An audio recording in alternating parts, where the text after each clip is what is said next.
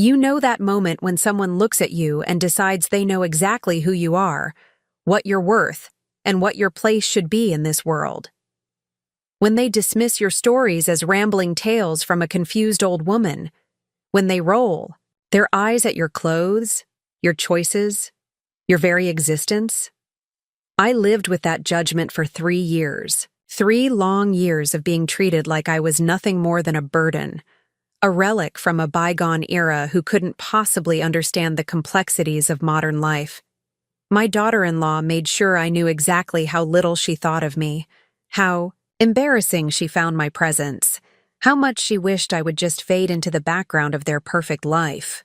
Before we jump back in, tell us where you're tuning in from, and if this story touches you, make sure you're subscribed, because tomorrow I've saved something extra special for you.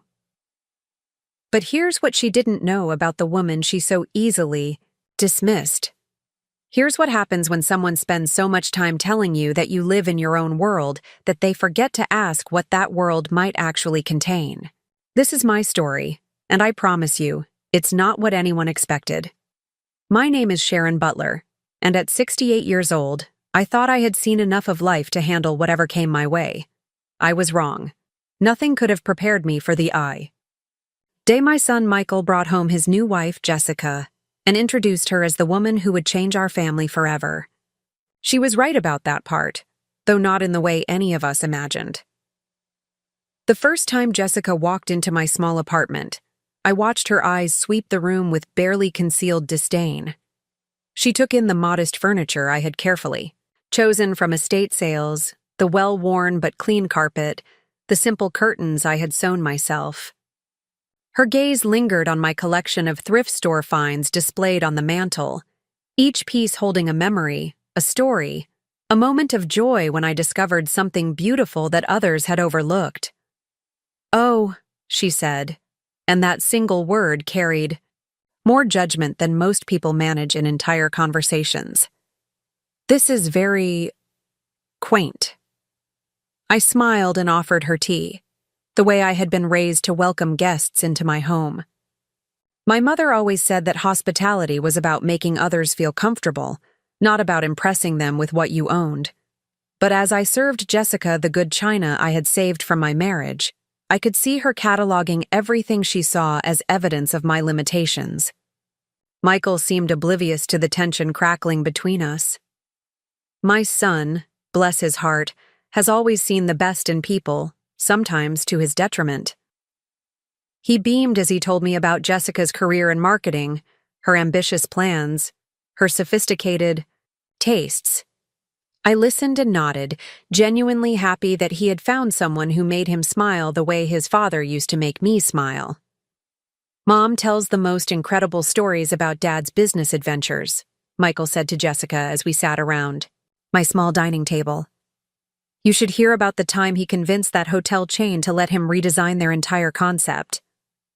I felt a familiar warmth as I began to share one of Harold's stories, the way he had transformed a failing resort into a destination that attracted visitors from around the world.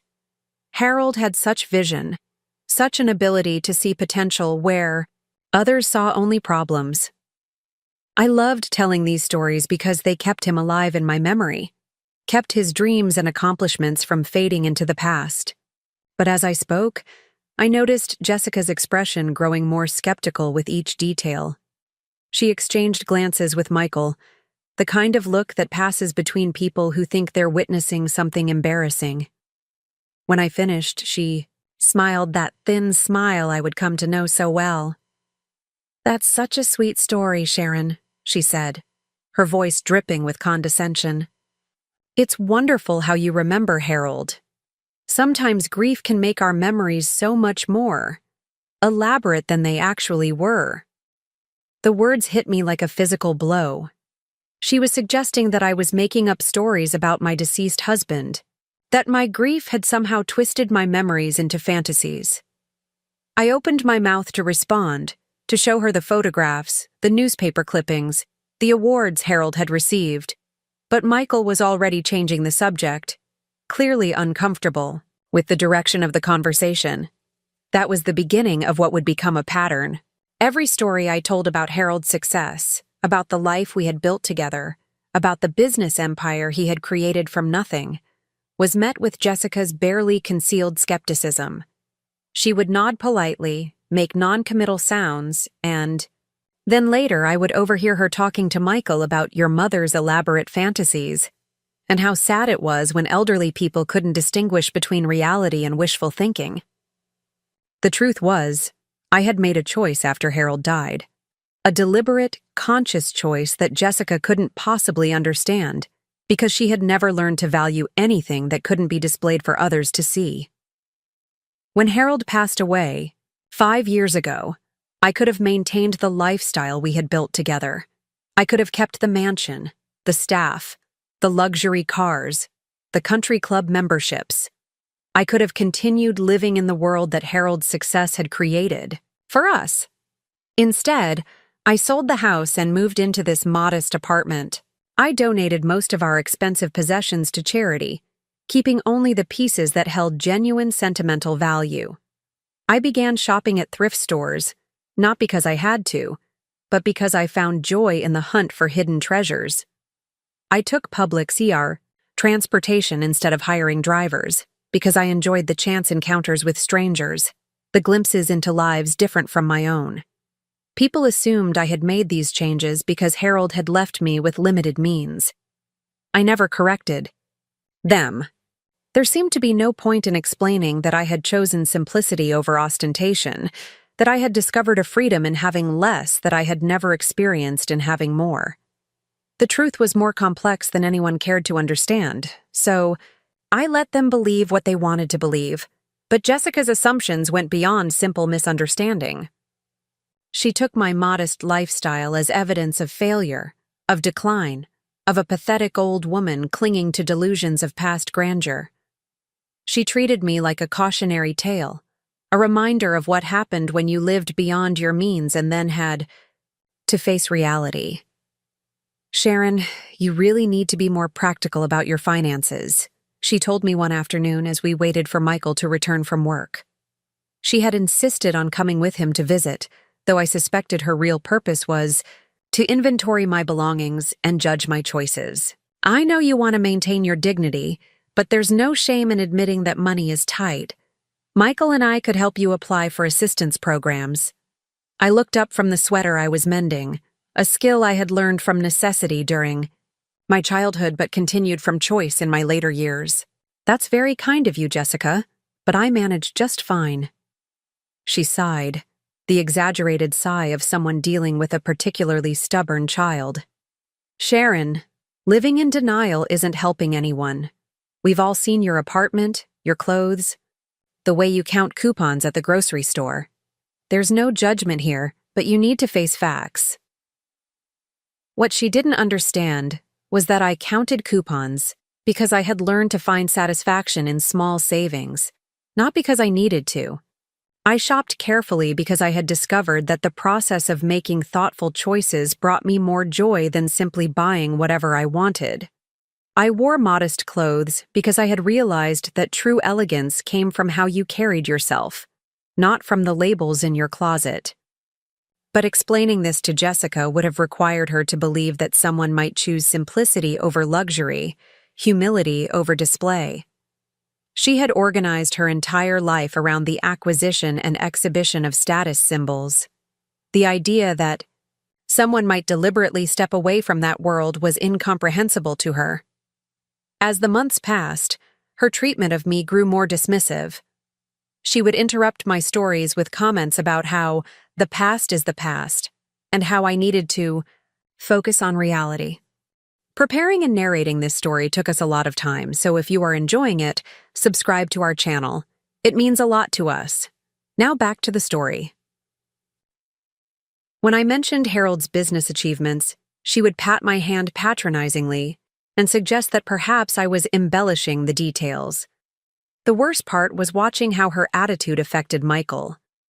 My son began to look embarrassed when I spoke about Harold, as if he were ashamed of my delusions. He started cutting my stories short, changing subjects abruptly when I mentioned the life his father and I had built together. I could see him beginning to doubt his own memories, beginning to wonder if perhaps Jessica was right about my tendency toward fantasy. "Mom," he said to me one evening after Jessica had made a particularly cutting comment about my imaginary past, "maybe it would be better if you didn't talk so much about Dad's business. I mean, he was a good man and a good father, but some of those stories, they seem a little far-fetched."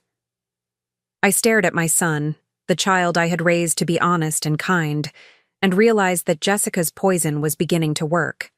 She was rewriting our family history, casting doubt on the foundation of everything Harold and I had accomplished together.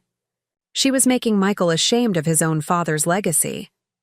That night, I lay awake thinking about the boxes in my bedroom closet, the ones containing newspaper articles about Harold's business empire, photographs of him receiving awards, contracts and documents that proved every word I had ever spoken about his success. I could have shown them to Jessica and Michael at any time. I could have ended her skepticism with a single manila folder full of evidence. But something held me back. Perhaps it was pride, the stubborn belief that the truth should be able to stand on its own without requiring proof. Perhaps it was the realization that Jessica's disbelief said more about her than it did about me. Or perhaps it was simply the knowledge that someone who could dismiss an elderly woman's cherished memories so casually wasn't someone whose opinion truly mattered. Instead, I continued living my quiet life, tending my small garden on the apartment balcony, volunteering at the local library, maintaining the routines that brought me peace. I watched Jessica redecorate Michael's apartment with expensive furniture they couldn't really afford, observed her constant need to photograph and post every meal, every outfit, every moment of their life together, as if it only had value once it was displayed for others to see. She would often make comments about my simple ways, delivered with a tone that made it clear she considered simplicity to be just another word for failure. "Sharon still thinks you can make a good meal with ingredients from the grocery store," she would tell Michael, laughing as if the idea were quaint beyond belief. "She doesn't understand that quality costs money." What she didn't know was that I could have bought the most expensive restaurant in the city without affecting my monthly budget. What she didn't realize was that I chose to cook simple meals because I had learned that the most meaningful experiences often came from the most humble circumstances.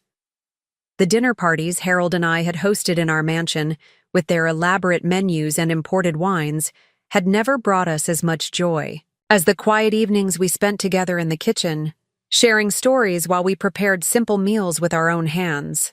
But Jessica lived in a world where value was measured by price tags, where worth was determined by what others could see and envy. She had never learned that true wealth might be found in things that couldn't be purchased or displayed. She had never discovered the peace that comes from wanting less rather than having more. Her comments became more frequent and more cutting as time passed. She would joke about my wardrobe, suggesting that Michael should take me shopping for more appropriate clothes. She would make offhand remarks about my apartment, wondering aloud why I insisted on living in such diminished circumstances. She would question my stories about Harold with increasing boldness, sometimes openly laughing at details she found unbelievable.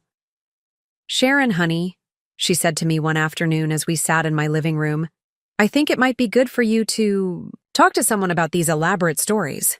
Sometimes after we lose someone important, our minds can play tricks on us. We start remembering things that never really happened, or we make small events seem much bigger and more important than they were." I set down my teacup and looked at this young woman who had appointed herself the judge of my mental faculties. "Jessica, what makes you so certain that my memories are incorrect?" She laughed, that brittle sound that contained no warmth or humor. "Well, I mean, look around you. If Harold was really this successful businessman you're always talking about, where is the evidence? Where are the investments, the properties, the lifestyle that kind of success would have created? You're living in a one-bedroom apartment, shopping at thrift stores, clipping coupons. Those aren't the circumstances of someone whose husband built a business empire." What she said was logical, from her limited perspective. She couldn't imagine that someone might choose to live modestly despite having other options. She couldn't conceive of values that weren't measured in material possessions. Her world was so narrow, so focused on surface appearances, that she literally couldn't see any other way of being. "Perhaps," I said quietly, "there are things about my circumstances that you don't fully understand." "Oh, Sharon," she said, and her voice was full of pity that felt more insulting than anger would have been. "I understand perfectly.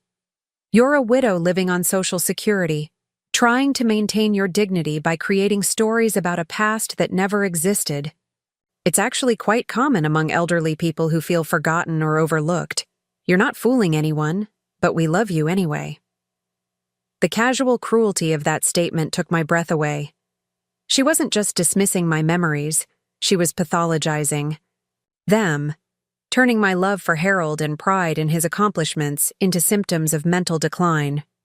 She was reframing my entire identity as a delusion born from loneliness and irrelevance. But what hurt most was the realization that she genuinely believed she was being kind. In her mind, she was gently helping a confused old woman face reality. She couldn't see that her help was actually an assault on everything I held dear, an attempt to erase the man I had loved and the life we had built together. That evening, after Jessica and Michael had left, I sat in my quiet apartment and thought about the strange turn my life had taken. I had imagined that my later years would be peaceful, that I would be able to enjoy the fruits of Harold's labor while sharing his memory with our son and any grandchildren who might come along. I had never anticipated that my own family would become the source of such pain that I would have to defend my husband's legacy against accusations of fantasy and delusion. I walked to my bedroom closet and pulled out one of the boxes I had carefully packed when I moved from the mansion. Inside were photographs of Harold receiving an award from the governor for his contributions to the state's tourism industry. There were newspaper clippings describing his innovative approach to hospitality design. There were contracts showing his ownership of multiple properties, financial statements documenting his success, letters of recognition from industry leaders who had sought his advice. But as I held these pieces of evidence in my hands, I realized something important. The truth didn't need defending, not from someone who was determined not to see it. Jessica's disbelief wasn't really about Harold or his accomplishments. It was about her need to feel superior, her inability to accept that she might not understand everything about the people around her. I put the papers back in the box and returned it to the closet. If Jessica wanted to believe that I was a delusional, old woman living in poverty, that was her choice. I knew who I was, what Harold had achieved, and what we had built together. Her ignorance couldn't change the truth, no matter how loudly or frequently she proclaimed it. But as the weeks turned into months, I began to see the real damage that Jessica's attitude was causing. Michael started treating me differently, speaking to me with the careful patience people reserved for the mentally fragile. He began fact-checking my stories, questioning details that he had never doubted before. I could see him looking at my apartment with new eyes, calculating the cost of my possessions and finding them wanting. Worse still, he began making excuses for reduced contact. Visits became shorter and less frequent. Phone calls were cut short when I mentioned Harold or the life we had shared. I realized that Jessica wasn't just rewriting history. She was systematically isolating me from my own son by convincing him that my memories were symptoms of decline rather than treasures to be preserved. The cruelest irony was that Jessica had no idea what she was destroying. She thought she was saving Michael from an embarrassing mother who lived in fantasies. She couldn't see that she was actually severing his connection to a family legacy that could have enriched his life immeasurably. Harold's wisdom, his approaches to business and life, his strategies for success and happiness, all of this was being lost because Jessica couldn't imagine that an elderly woman in modest circumstances might have valuable knowledge to share. Sometimes I would catch her looking at me with a mixture of pity and frustration, as if I were a puzzle she couldn't quite solve. She seemed genuinely puzzled by my contentment, my ability to find joy in simple pleasures, my lack of bitterness about my reduced circumstances. In her world, someone in my situation should have been desperately unhappy, consumed with regret and envy. What she couldn't understand was that I had made a deliberate choice to trade material wealth for spiritual freedom. When Harold died, I could have continued living in the style to which we had become accustomed. But I had discovered that the pursuit of status and possessions had begun to feel hollow without him to share it with. The mansion felt empty, the expensive dinners tasteless, the luxury meaningless without the person who had made it all worthwhile. So I had chosen differently. I had chosen to live in a way that honored the values Harold and I had shared before success complicated our lives. I had chosen to remember what it felt like to find joy in small things, to appreciate beauty that didn't cost a fortune, to measure worth by character rather than possessions. But Jessica lived in a world where such choices were incomprehensible. She couldn't imagine voluntarily giving up luxury, deliberately choosing simplicity, or finding peace in having less rather than more. To her, my lifestyle could only be explained by failure, decline, or delusion. As winter approached, the tension between us reached a new level. Jessica had become bolder in her assessments of my mental state, often speaking about me as if I weren't present. She would tell Michael, while I sat right there, about her concerns regarding my increasing detachment from reality. She would suggest, with false concern, that perhaps I needed professional help to deal with my obvious difficulties processing grief. The final straw came during Thanksgiving dinner at their apartment. I had brought a simple green bean casserole, made from a recipe that had been in Harold's family for generations. It was nothing fancy, just fresh green beans with a homemade cream sauce and almonds, but it had always been Harold's favorite holiday dish. As we sat around their expensive dining table, surrounded by Jessica's carefully curated decorations, and eating from her wedding china, she began telling the other guests about my touching but concerning tendency to live in the past. "Sharon has these elaborate stories about her late husband," she said, smiling at me with false fondness. "She talks about him as if he were some kind of business tycoon, building hotels and resorts all over the country. It's really quite detailed. She's created this whole mythology around their life together. The doctors say it's common for widows to idealize their marriages and create fantasies about their husband's importance." I felt the blood drain from my face as the other guests turned to look at me with a mixture of pity and embarrassment. Jessica was publicly humiliating me, using my cherished memories of Harold as entertainment for her dinner party. She was turning my love for my deceased husband into a pathological symptom to be discussed and analyzed by strangers. "Jessica," I said quietly, "perhaps this isn't the appropriate time or place for such a discussion." "Oh, Sharon, there's nothing to be embarrassed about," she said, reaching over to pat my hand with condescending affection. "We all understand that grief can affect our perception of reality. The important thing is that you're surrounded by people who love you and want to help you process these feelings in a healthy way." Michael sat silent through this exchange, his face flushed with what I hoped was shame, but suspected might be embarrassment at my behavior. The other guests nodded sympathetically, clearly viewing me as a pitiable figure whose delusions needed to be handled with kid gloves. That night, I went home to my quiet apartment and sat in Harold's old reading chair, the one piece of furniture I had kept from our previous life together. I thought about the woman I had been when I met him, young and full of dreams, but uncertain, about my place in the world. I remembered how he had encouraged those dreams, how he had built his empire not just for financial success, but to create a legacy that would matter, that would last. Harold would have been heartbroken to see how his memory was being treated, how his accomplishments were being dismissed as the fantasies of a grieving widow. But I think he would have been even more disappointed to see how I was allowing it to happen, how I was letting Jessica's ignorance taint the beautiful life we had shared together. I realized that my silence, which I had thought of as dignity, was actually a form of cowardice. By refusing to defend Harold's legacy, I was allowing it to be erased. By not correcting Jessica's assumptions, I was enabling her to poison my relationship with Michael. By choosing peace over truth, I was betraying everything Harold and I had worked to build. But I also knew that simply showing Jessica documents and photographs wouldn't solve the deeper problem. She had revealed something fundamental about her character, something that went beyond mere misunderstanding. She had shown herself to be someone who could casually dismiss an elderly person's most treasured memories, who could publicly humiliate someone who had never done her any harm, who could systematically work to isolate a mother from her son. The question was no longer whether Jessica would ever understand the truth about Harold's success and my circumstances.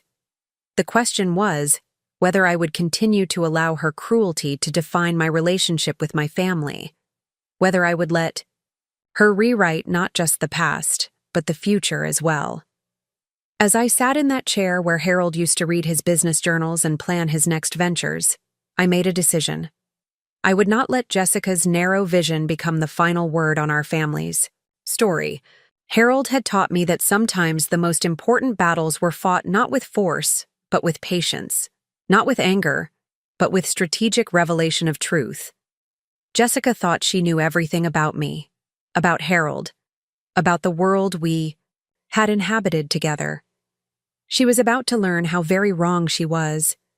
But the lesson would come in my time, in my way, according to principles Harold and I had learned during our years of building something meaningful together. The truth has its own timeline, its own methods, its own power. Jessica would discover this soon enough. And when she did, she would finally understand what it really meant when someone told her that she had been living in her own world, completely blind to the reality that surrounded her. I smiled as I prepared for bed that night, thinking about Harold and how proud he would be of what I was about to do. The woman Jessica had dismissed as a delusional widow was about to remind everyone involved that appearances could be profoundly deceiving, and that the biggest mistake you could make was underestimating someone simply because they chose to live quietly. Tomorrow would bring new possibilities, new chances to honor Harold's memory properly. But tonight, I would rest in the knowledge that our story was far from over, and that sometimes the most powerful revelations came from the most unexpected sources. The game, as Harold used to say when he was planning his most ambitious projects, was just beginning. The call came at 7:32 on a Tuesday morning, jarring me from the peaceful quiet of my morning routine. I had been sitting at my small kitchen table, savoring my first cup of coffee while watching the sunrise paint my apartment walls golden. The phone's shrill ring cut through that serenity like a blade. "Mom!" Michael's voice was tight with panic, stripped of the careful politeness that had characterized our conversations lately. "We need to talk. Can you come over right away?" Something in his tone made my stomach clench. This wasn't about Jessica's latest complaint or another lecture about my supposed delusions. This was different, urgent, real in a way that cut through all the pretense that had built up between us. "Of course, sweetheart. What's wrong?" "Just, please come. I can't explain over the phone." The 20-minute bus ride to their apartment felt endless. I watched the familiar neighborhoods scroll past, each block bringing me closer to whatever crisis had stripped the composure from my son's voice. My mind raced through possibilities, none of them good. Had someone been hurt?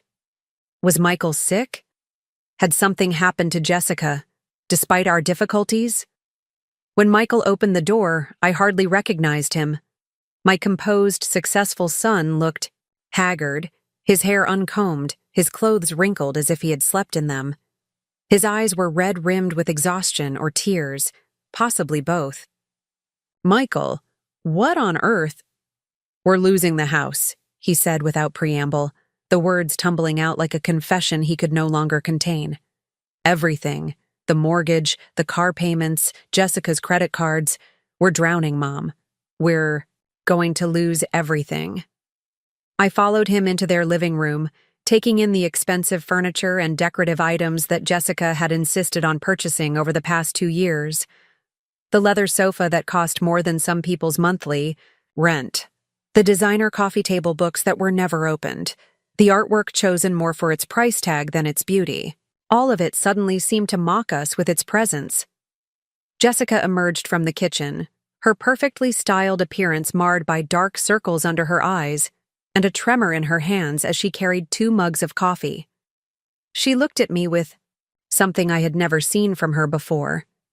Desperation mixed with reluctant hope. "Sharon," she said, and her voice lacked its usual condescending edge. "Michael said he was calling you." "Sit down, Mom," Michael said, gesturing to the expensive sofa. "I need to explain what's been happening." Over the next hour, the story emerged in painful fragments. Jessica's marketing firm had lost its biggest client 6 months ago, eliminating nearly 40% of their revenue overnight. Michael's architectural firm had been struggling with delayed payments from a major development project that had hit legal snags. They had been using credit cards to maintain their lifestyle, believing that their financial troubles were temporary setbacks rather than a fundamental shift in their circumstances. "We kept thinking things would turn around," Michael said, staring at his hands. "Jessica was sure she'd land another big client. I was convinced the development project would resolve its issues and pay what they owed us. We just needed to hold on a little longer." But a little longer had stretched into months, and the debt had grown like a living thing, feeding on interest and late fees until it became impossible to ignore. They were 3 months behind on their mortgage, maxed out on their credit cards, and facing foreclosure within 60 days. "Why didn't you tell me sooner?" I asked, though I suspected I knew the answer. My son's pride, inherited from his father, but twisted by Jessica's influence, had prevented him from admitting the scope of their problems. "We thought we could handle it," Jessica said, and for the first time since I had known her, she sounded genuinely vulnerable. "We kept thinking, we could figure something out, find a solution that didn't involve asking for help." What she meant, I realized, was asking for help from me, the delusional old woman living in poverty who couldn't possibly have anything meaningful to offer. The irony was so sharp it was almost painful. "How much do you need?" I asked quietly. Michael and Jessica exchanged glances, and I could see the internal debate playing out between them. Finally, Michael named a figure that made even me pause. It wasn't an impossible amount, not given my actual circumstances, but it was substantial enough to represent a genuine crisis for a young couple without resources. "Mom," Michael continued, his voice heavy with shame, "I know you don't have that kind of money. I know your situation isn't. I mean, we're not expecting you to somehow solve this for us. But maybe you know someone, or maybe there's some option we haven't considered." Jessica thought maybe Harold left something, some insurance policy or investment we didn't know about. The desperate hope in his voice broke my heart. Here was my son, facing the collapse of everything he thought he had built, grasping at straws. That included the possibility that his supposedly delusional mother might have been telling the truth about his father's success after all. Jessica was watching me with a mixture of desperation and skepticism, clearly torn between her need for help and her conviction that I had nothing real to offer. I could see her calculating, wondering if perhaps there was some small inheritance she had overlooked, some modest insurance policy that might provide partial relief. "I need to think about this," I said finally. "Let me see what options might be available." "Mom, we don't have much time," Michael pressed. "The foreclosure notice gives us 60 days, but realistically, we need to come up with something in the next 2 weeks to have any chance of stopping this." "I understand the timeline," I assured him. "Give me a few days to make some inquiries." Jessica's mask slipped completely then, revealing the raw fear underneath her polished exterior. "Sharon, I know we've had our differences, but Michael is your son. Surely there's anything you can do to help us." Even a small amount would give us more time to figure out a long-term solution. The woman who had spent months dismissing my stories and questioning my mental faculties was now looking at me as a potential savior. The same person who had publicly humiliated me at Thanksgiving dinner was now pleading for my assistance. There was a bitter justice in the reversal, but it brought me no joy to see my family in genuine distress. "Jessica," I said gently, "I will do everything in my power to help you and Michael, but I need you to trust me to handle this in my own way." She nodded frantically, willing to agree to anything that might offer hope. "Of course, whatever you think is best. We're scared, Sharon. We don't know what else to do." That evening, alone in my apartment, I sat with the full weight of the decision before me. This was the moment I had been avoiding, the crossroads where my chosen simplicity would collide with my family's need.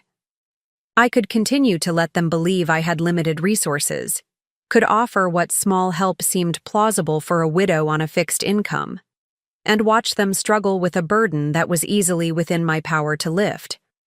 Or I could reveal the truth about my circumstances and end this charade once and for all. But the situation was more complex than simple revelation. Jessica's treatment of me over the past 2 years hadn't just been about money or social status.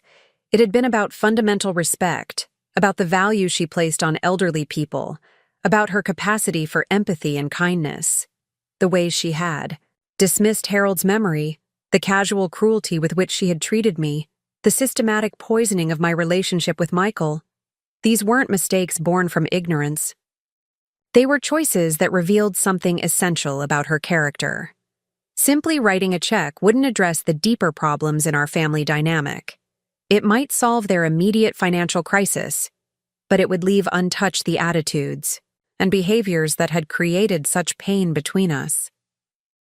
Jessica needed to understand not just that she had been wrong about my circumstances, but that her treatment of me had been fundamentally unjust, regardless of my financial situation. I spent the next 3 days making careful preparations. I contacted my financial advisor, my attorney, and the property management company that oversaw my various holdings. I arranged for certain documents to be prepared, certain accounts to be made accessible, certain truths to be ready for revelation when the time was right. During those 3 days, Michael called twice, his voice increasingly strained as their deadline approached. Jessica sent me a text message, something she had never done before, asking if I had made any progress with inquiries. The desperation in their communications was palpable, and I found myself torn between sympathy for their fear and frustration at the circumstances that had created this crisis. On Thursday evening, I called Michael and asked him to come to my apartment alone. I could hear Jessica protesting in the background, demanding to know why she was being excluded from the conversation, but Michael agreed to come by himself. When he arrived, I could see that the stress was taking a physical toll on him. He had lost weight, and there was a tremor in his hands that reminded me of Harold during his most difficult business negotiations. My son was facing the potential loss of everything he thought defined his success, and the fear was consuming him. "Sit down, sweetheart," I said, guiding him to Harold's old chair. "We need to have a conversation that's long overdue." "Mom, if this is about Dad's stories again, I don't think now is the time." "This is exactly about your father's stories," I interrupted, "and it's exactly the right time. Michael, what do you actually remember about our life when you were growing up?" He looked confused by the question, but he answered thoughtfully. "I remember the big house, of course, the housekeeper, the gardener, all those business trips Dad took, the fancy parties you and Dad hosted. I remember feeling like we had everything, like Dad was important and successful. And what changed your mind about those memories?" Michael shifted uncomfortably. "Well, Jessica helped me understand that maybe I was remembering things as being more elaborate than they actually were. She said children often idealize their parents and their circumstances, and when you moved to this apartment after Dad died, when your lifestyle changed so dramatically, It seemed to confirm that maybe our family wasn't as wealthy as I had thought. So you decided that your own memories were false because they didn't match my current living situation? It seemed logical, he said defensively. I mean, if Dad had really been as successful as you always claimed, where did all that money go? Why would you be living like this if there was still wealth from his business ventures? I stood up and walked to my bedroom, returning with one of the boxes I had kept hidden in my closet. Michael watched curiously as I set it on the coffee table and began removing documents. Your father, I said, placing a newspaper clipping in front of him, was featured on the front page of the business section when his hotel design won the Governor's Award for Innovation in Tourism Development. Michael picked up the clipping, his eyes widening as he read his father's name in the headline, saw the photograph of Harold receiving the award from the governor himself. I placed another document in front of him. This is the contract for the sale of the Grandview Resort chain to an international hotel group. Your father's signature is at the bottom, along with the purchase price. Michael's hands shook as he read the figure, a sum that represented more money than he could earn in multiple lifetimes. Document after document followed, newspaper articles about Harold's business innovations, photographs of him with industry leaders and political figures, financial statements showing the scope of his holdings, awards and recognitions from organizations around the world. The evidence was overwhelming, undeniable, comprehensive. Mom, Michael whispered, staring at the papers spread across the table. These are all real. Dad really was. Everything you said he was. Every story I ever told you about your father was true, I said quietly. Every business deal, every success, every achievement. I never exaggerated or embellished anything. I simply shared my memories of the man I loved and the life we built together. But then why? Michael gestured around my modest apartment, his confusion evident. Why are you living like this? Where is all the money? What happened to Dad's empire? I sat back down, choosing my words carefully. Nothing happened to it, Michael. I still own everything your father built. The resort properties, the development company, the investment portfolio. It's all still there, still generating income, still growing in value. The silence that followed was so complete I could hear the ticking of the wall clock, the distant sound of traffic on the street below, the whisper of my own breathing. I don't understand, Michael said finally. After your father died, I made a choice, I explained. I could have continued living in the style we had established, maintaining the mansion, the servants, the social obligations.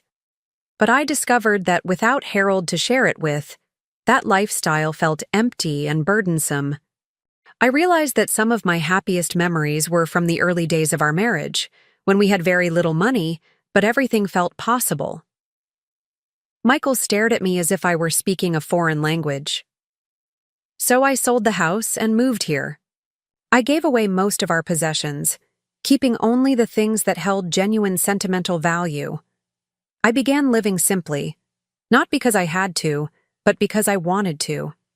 I wanted to remember what it felt like to appreciate small pleasures, to find joy in everyday experiences, to value people for who they were rather than what they could offer me. You chose this, Michael said slowly, as if testing the words. I chose this, and I've been happier in this small apartment than I was in many of those years when we had everything money could buy. I learned that there's a difference between being rich and being wealthy, between having money and having peace. Michael was quiet for a long time, processing this revelation and what it meant for everything he thought he knew about our family, about me, about the crisis he was facing. Jessica, he said finally, she's been so wrong about everything. Jessica has been operating from her own understanding of the world, I said diplomatically. She couldn't imagine that someone might choose simplicity over luxury, so she assumed my circumstances were the result of failure rather than choice. But Mom, she's been so cruel to you. The things she's said, the way she's treated you. Michael's voice was thick with shame and anger. She's been treating you like a pathetic old woman when you're actually... When I'm actually what, Michael? He looked around my modest apartment with new eyes, seeing it not as evidence of decline, but as deliberate choice. When you're actually one of the wealthiest people I know, living exactly the way you want to live. Wealth isn't just about money, I said. It's about having choices, having the freedom to live according to your values, having the resources to help the people you love when they truly need it. Michael picked up one of the financial statements, studying the numbers that represented his father's legacy and my current holdings. Mom, you could solve our entire financial crisis without even noticing the expense. Yes, I said simply. I could. But you've been letting us suffer, letting us think we were going to lose everything. While you sat on resources that could save us, I could hear the beginning of anger in his voice, and I understood it. From his perspective, I had been withholding help while watching him and Jessica face ruin. Michael, if I had simply written you a check the first day you told me about your problems, what would you have learned? What would Jessica have learned? What would have changed about the attitudes and behaviors that created this crisis in the first place? He started to respond, then stopped, clearly thinking through the implications of what I was suggesting. Your financial problems aren't really about money, I continued. They're about choices, about priorities, about the difference between what you need and what you want. Jessica has convinced you both that your worth as people depends on maintaining a certain lifestyle, owning certain possessions, projecting a certain image. That mindset would have recreated this crisis eventually, even if I had eliminated your current debt. So, this has all been some kind of lesson? Michael asked, and I could hear both hurt and understanding in his voice. This has been life, I said. Real life, with real consequences for real choices. Jessica's treatment of me wasn't about money. It was about respect, empathy, and basic human decency. Those are qualities that can't be purchased or taught through lectures. They have to be learned through experience. Michael was quiet again, and I could see him replaying the past 2 years, viewing Jessica's behavior toward me through this new lens of understanding. She's going to be devastated when she realizes the truth, he said finally. She's going to be embarrassed, I corrected. There's a difference. Devastation implies genuine grief over real loss. Embarrassment is what you feel when you realize you've made assumptions that revealed your own limitations. Will you help us? Michael asked directly. Will you save our house, pay off our debts, give us another chance? I looked at my son, this man I had raised to be honest and kind, who had allowed someone else's influence to cloud his judgment about his own family.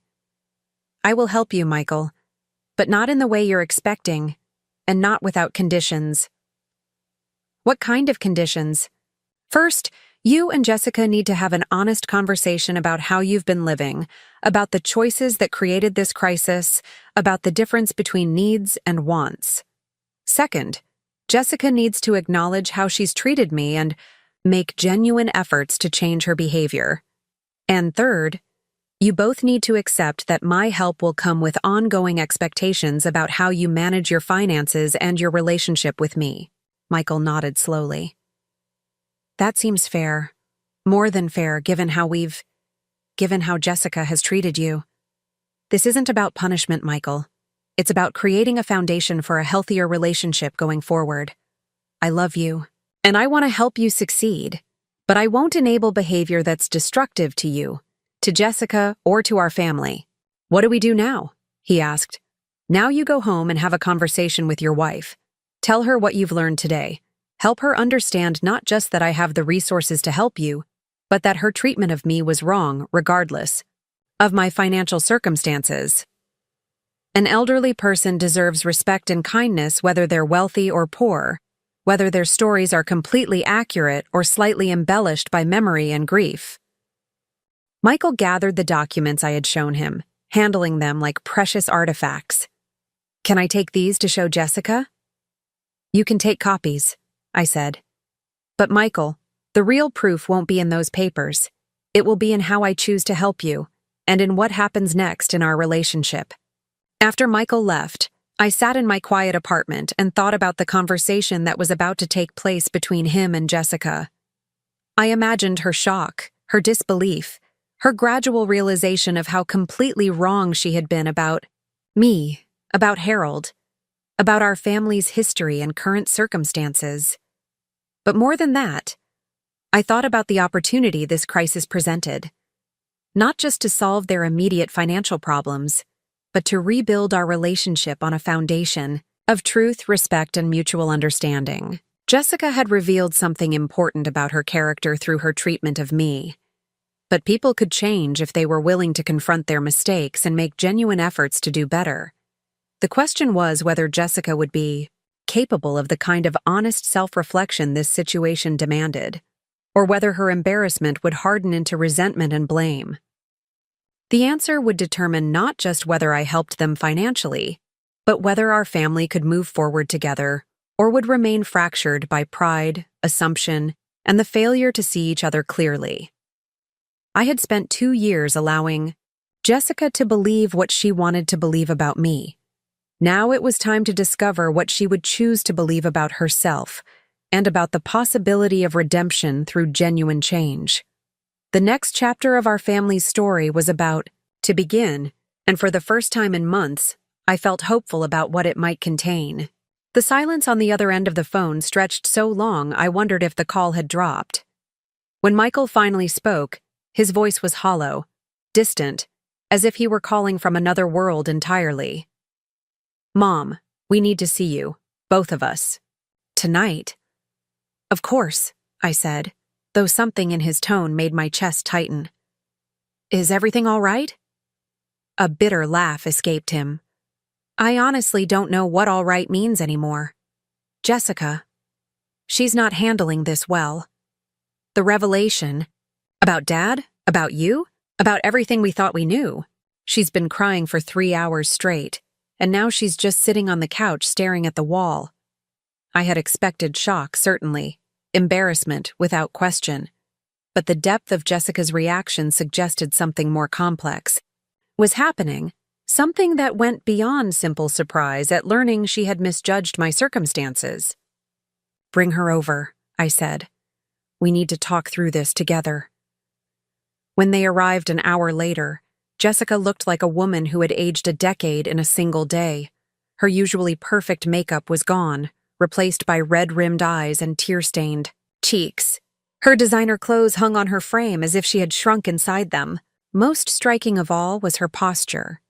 The confident bearing that had always defined her presence was completely absent, replaced by a defeated slump that spoke of profound disorientation. Michael guided her to my couch like she was an invalid, his protective instincts clearly activated despite whatever anger he might be feeling about her treatment of me. She sat where he placed her but didn't speak, didn't even acknowledge my presence. Her gaze remained fixed on some invisible point in the middle distance. "Jessica," I said gently, settling into the chair across from them.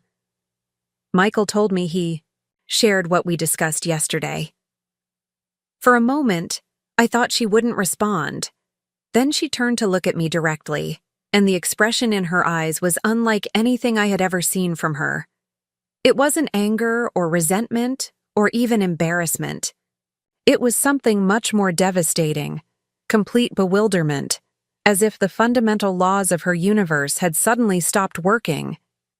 "I don't understand," she said, and her voice was barely above a whisper. "I don't understand any of this. Why would you live like this if you didn't have to? Why would you let me say those things to you, think those things about you, if you knew they weren't true?" Michael shifted uncomfortably beside her. I could see him struggling with his own guilt about the role he had played in enabling Jessica's behavior, the way he had gradually started to doubt his own memories of his father based on her skepticism. "Jessica," I said carefully, Can you help me understand what specifically is troubling you most about what you've learned?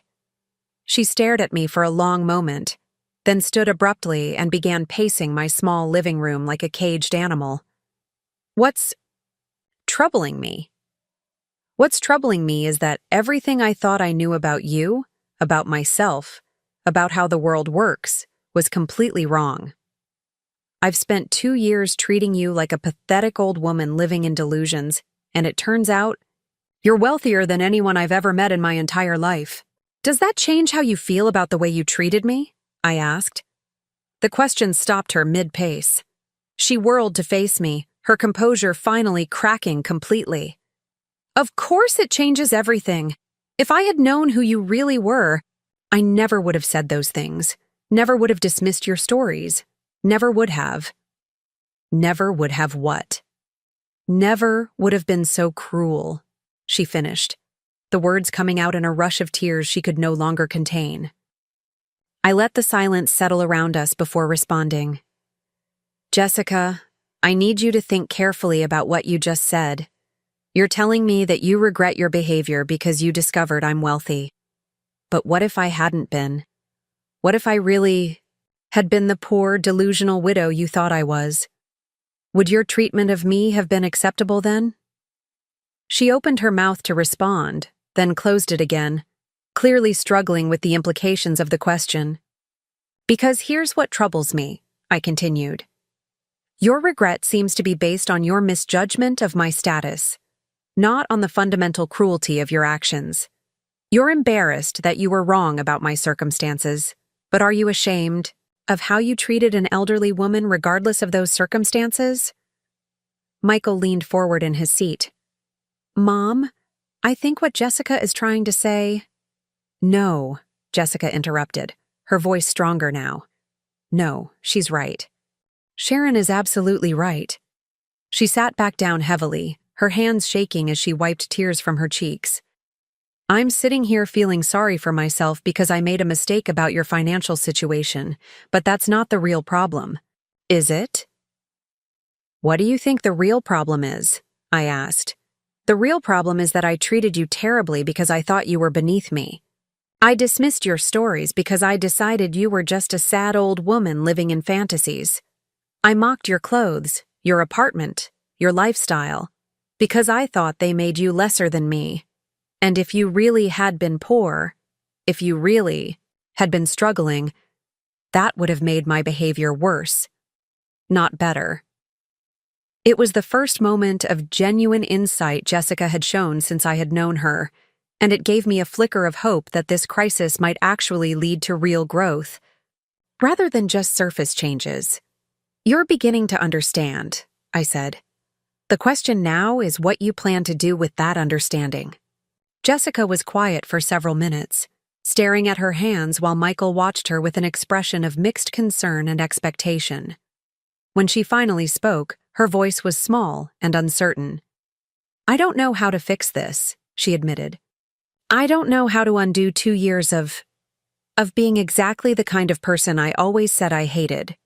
My own mother was dismissed and belittled by people who thought they were better than her because she cleaned houses for a living.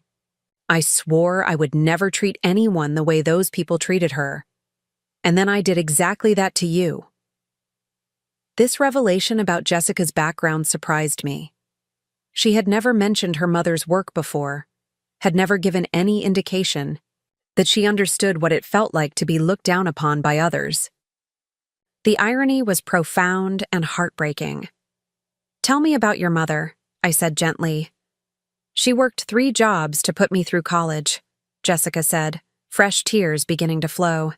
She cleaned offices at night, houses on weekends, and worked at a diner during the day.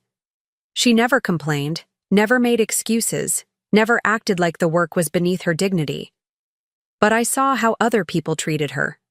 I saw how they looked at her hands, rough from cleaning supplies. I heard how they talked to her, like she was stupid or worthless just because she did physical labor. Michael reached over and took her hand, clearly hearing this story for the first time as well. I promised myself that when I was successful, when I had money and education and status, I would never make anyone feel the way those people made my mother feel. I would never judge someone based on their circumstances or assume I was better than them because of what I had achieved. But that's exactly what you did to me, I said, not unkindly. That's exactly what I did to you, she agreed, her voice breaking. I became the worst version of the people I despised. I looked at your apartment, your clothes, your simple lifestyle, and I decided you were pathetic. I listened to your stories about Harold and decided they were delusions because they didn't match what I thought your life should look like. I treated you with the same dismissive cruelty that broke my mother's heart over and over again. The room fell silent, except for the sound of Jessica's quiet crying. I could see Michael processing this new information about his wife's background, understanding for the first time some of the drives and insecurities that had shaped her behavior. Jessica, I said finally, why didn't you tell us about your mother before? About your background? She looked up at me with red-rimmed eyes. Because I was ashamed. Because I wanted to pretend that I had always belonged in the world I was trying to create for myself and Michael. I thought if people knew where I came from, they would treat me the way my mother was treated. So I created this persona, this perfect image of someone who had always had money and sophistication and taste. And maintaining that image became more important than maintaining your values, I observed. Yes, she whispered. Somewhere along the way, I started believing my own performance. I started thinking that having money and nice things really did make me better than people who didn't have those things. I forgot that my mother was the strongest, kindest, most dignified person I've ever known, and she never owned anything more expensive than the uniform she wore to work. Michael spoke for the first time in several minutes. Jessica, why didn't you ever tell me any of this? About your mother, about how you grew up, about why success mattered so much to you. Because I was afraid you wouldn't love me if you knew the truth about where I came from, she said, looking at him with desperate honesty. Your family had money, education, opportunities that mine never had. I thought I needed to pretend I belonged in your world to deserve a place in it. But I fell in love with you, Michael said, his voice gentle but firm. Not with some image you created. If you had told me about your mother, about your struggles, about what drove you to succeed, I would have loved you more, not less. That's who you really are. Someone who overcame difficult circumstances to build a better life. That's something to be proud of, not ashamed of. Jessica turned to me then, her face streaked with tears, but her eyes clearer than I had ever seen them. Sharon, I owe you an apology that I don't know how to give. I owe you an explanation that doesn't excuse anything I've done. And I owe you a debt that I'll never be able to repay. What kind of debt? I asked. You could have humiliated me, she said. When I made those horrible comments at Thanksgiving dinner, when I talked about your delusions in front of other people, when I suggested you needed professional help for your grip on reality. You could have pulled out those documents right then and there and made me look like the fool I was. But you didn't. No, I didn't. Do you understand why? Jessica thought for a moment. Because humiliating me wouldn't have taught me anything. It would have just made me angry and defensive. You needed me to come to this understanding on my own to see the full scope of my behavior and recognize it for what it was. Partly, I agreed. But also because public humiliation isn't justice, Jessica. It's just another form of cruelty. I didn't want to hurt you the way you had hurt me. I wanted you to understand why your behavior was wrong so you could choose to change it. But I did hurt you, she said, and her voice was thick with guilt. Those things I said, the way I treated you, the way I convinced Michael to doubt his own memories of his father. I caused real damage to real relationships. Yes, you did, I acknowledged. The question is what you plan to do about that now. Jessica stood up again, but this time her movement was purposeful rather than agitated. She walked to the window that looked out over my small balcony garden, where I grew tomatoes and herbs in containers I had purchased at a discount store. "I need to make amends," she said. "Real amends, not just apologies. I need to find ways to repair the damage I've done and prove that I can be better than I've been." "What does that look like to you?" I asked. She turned back to face me, and I could see something new in her expression. Not the confident mask she usually wore, but a tentative hope mixed with genuine determination. "It means acknowledging publicly that I was wrong about you, that your stories about Harold were true, that my skepticism was based on my own prejudices rather than any evidence," she said. "It means apologizing to the people who heard me dismiss you as delusional and making sure they understand that I was the one who was out of touch with reality." Michael looked surprised. "Jessica, you don't have to—" "Yes, I do," she interrupted. "I made those comments in public, so my correction needs to be public too.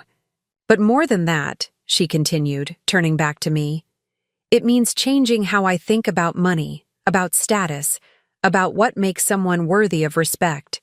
It means learning to live differently, to value different things, to be the kind of person my mother raised me to be instead of the kind of person I thought I needed to become."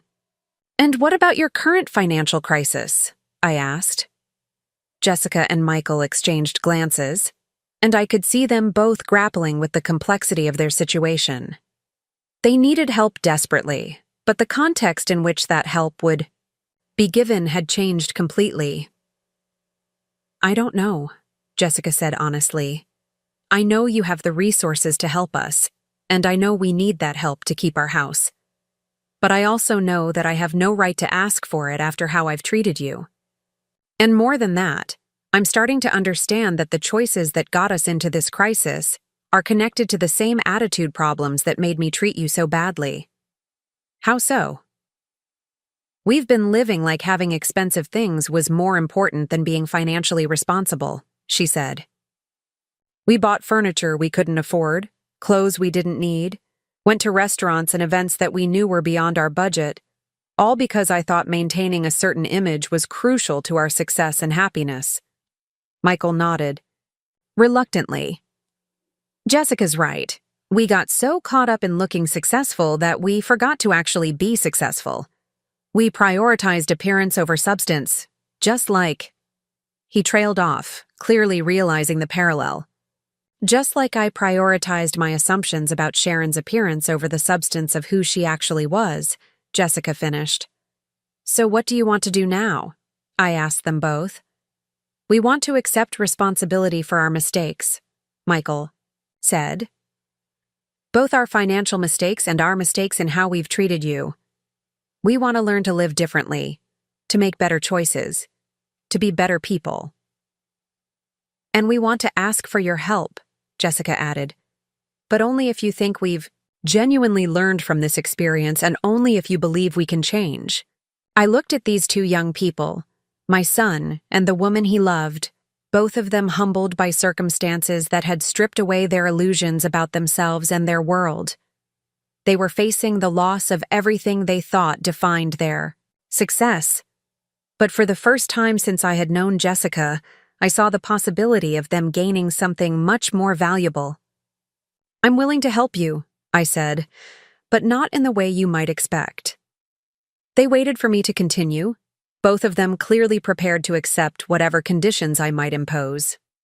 "I'm not going to simply pay off your debts and restore your previous lifestyle," I explained. "That would just recreate the same problems that got you into this situation.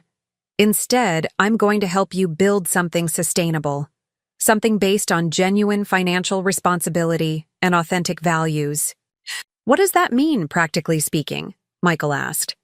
"It means we're going to restructure your entire approach to money and possessions," I said. "I'll help you avoid foreclosure, but you're going to downsize to a home you can actually afford on your real income. I'll help you eliminate your debt, but you're going to learn to live within your means without relying on credit cards to maintain an unsustainable lifestyle." Jessica was nodding as I spoke. clearly understanding that what I was offering was not a return to their old life, but an opportunity to build a better one. And most importantly, I continued, you're going to learn to find satisfaction and identity in who you are rather than what you own.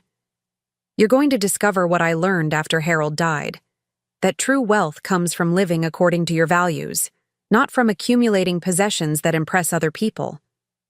It sounds like you're offering us a chance to start over, Jessica said. I'm offering you a chance to start authentically, I corrected, to build a life that reflects your real priorities instead of the priorities you thought you were supposed to have. Michael leaned back against the couch, looking both relieved and overwhelmed. Mom, this is incredibly generous. More generous than we deserve after everything that's happened. This isn't about what you deserve, I said. This is about what's possible when people are willing to face the truth about themselves and make genuine changes.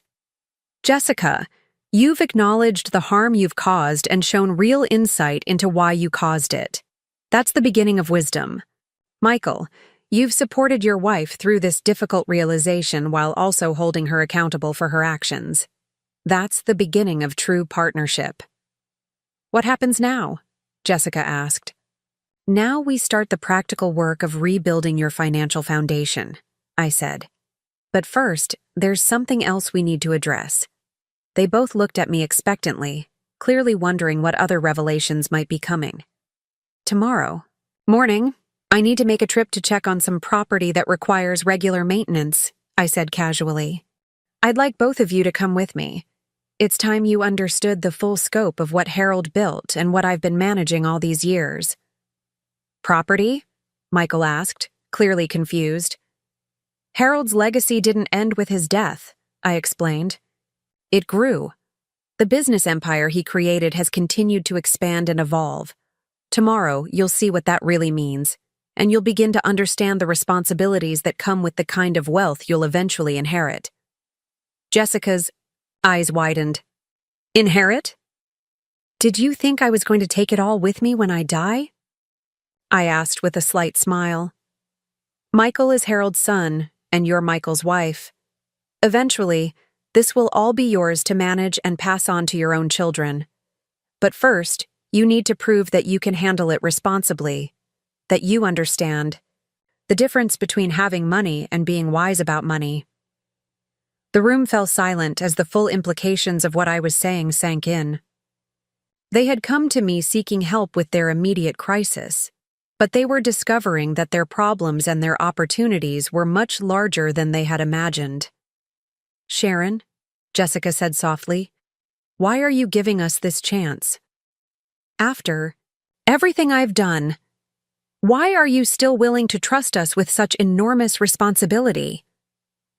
I thought about Harold, about the conversations we used to have about legacy and family, about the importance of second chances and the power of redemption.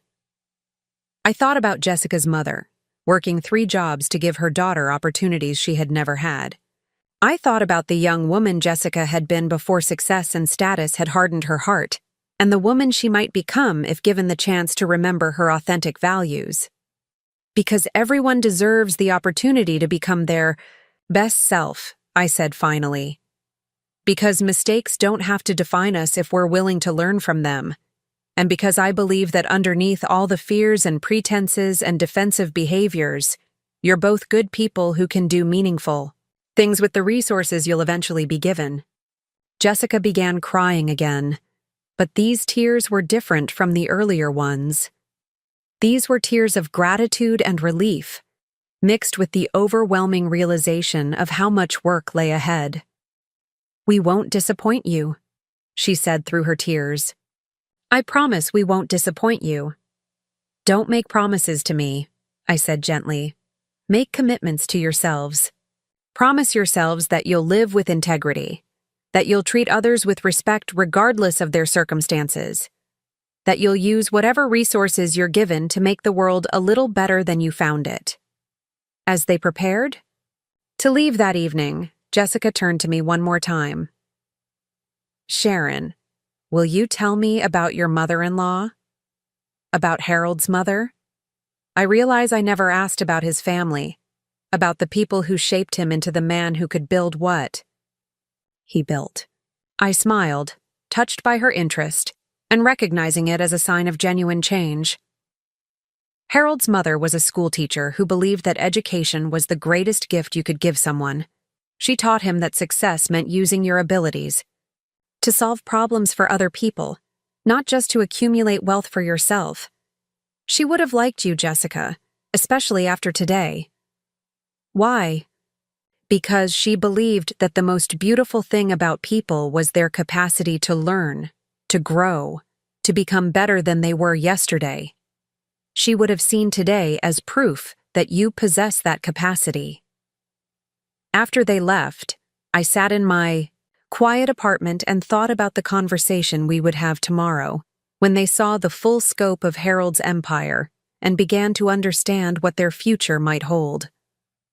They would be shocked again, certainly, but hopefully this time the shock would be tempered by wisdom, by humility, by a newfound appreciation for the responsibilities that came with great resources. The phone rang, interrupting my thoughts.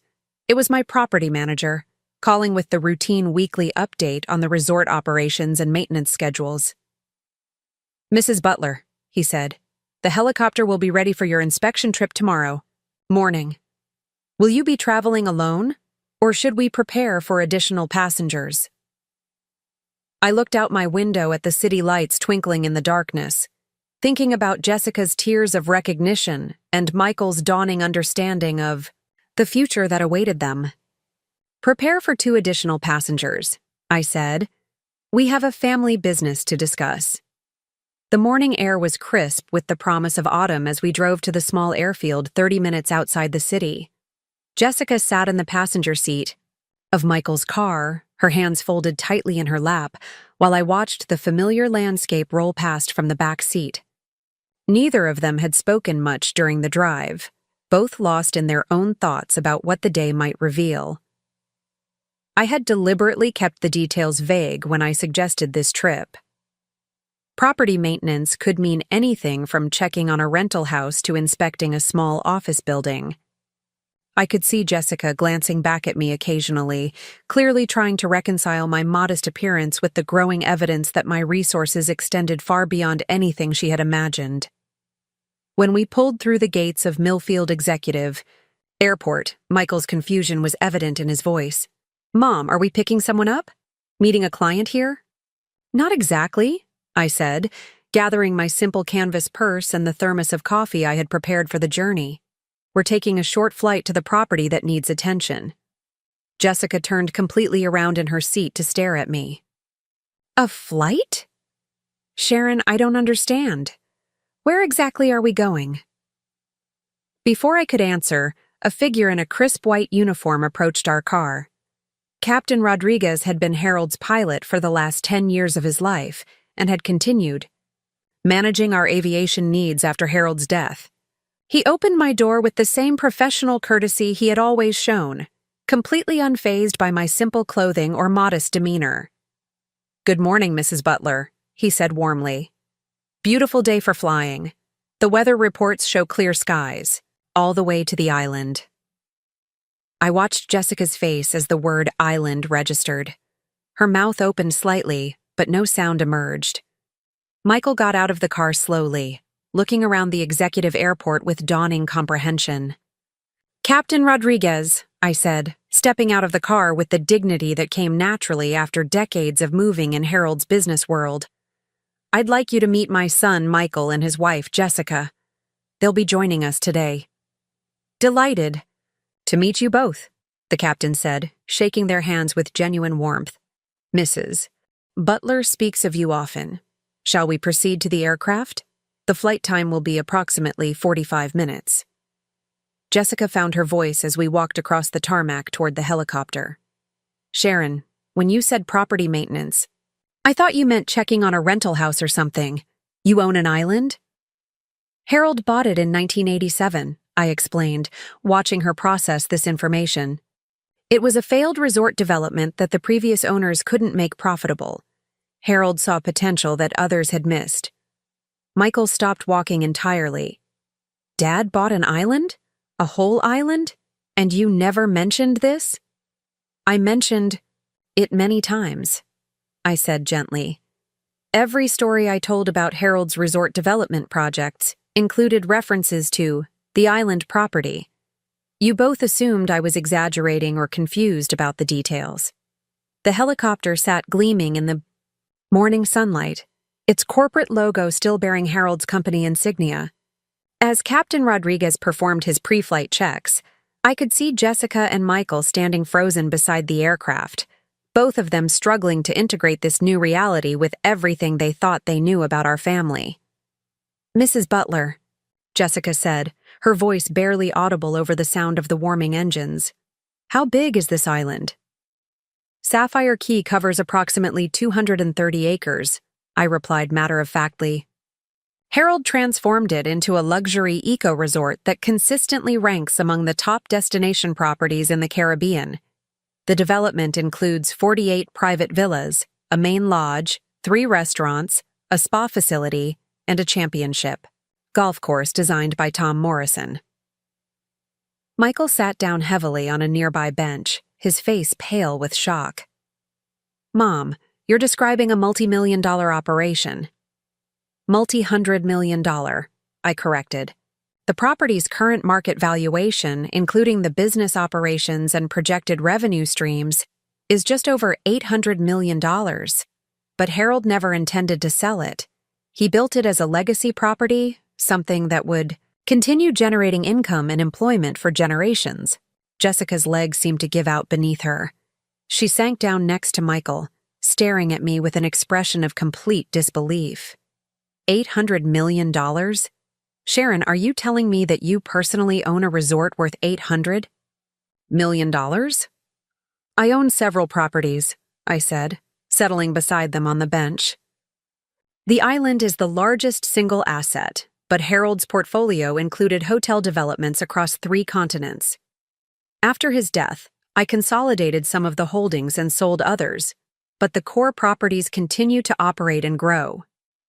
Captain Rodriguez approached us, clearly accustomed to passengers needing a few moments to process their first visit to the island. "We're ready for departure whenever you are, Mrs. Butler. Should I delay the flight?" "Give us a few more minutes." "Captain," I said, "my family is adjusting to some new information." Michael looked up at me with eyes that held a mixture of awe and something approaching fear. "Mom, when you said you could help us with our financial problems, you weren't talking about a few $1,000s or even $100,000. You were talking about resources that could solve our problems without you even noticing the expense." "That's correct," I acknowledged. "And when you've been living in that small apartment, shopping at thrift stores, taking the bus everywhere, you've been doing that by choice, not necessity." "Also correct." Jessica stood up abruptly and began pacing in small circles beside the helicopter. "I can't process this," she said, her voice rising with hysteria. "I can't wrap my mind around what this means. Sharon, you could buy our house, our neighborhood, probably our entire subdivision, with what amounts to pocket change for you." "Material wealth is just numbers on financial statements," I said. "It doesn't change who I am or how I choose to live. It doesn't make me more important or more valuable as a person. It simply provides options and responsibilities." "But it changes everything about how I've treated you," Jessica said, stopping her pacing to face me directly.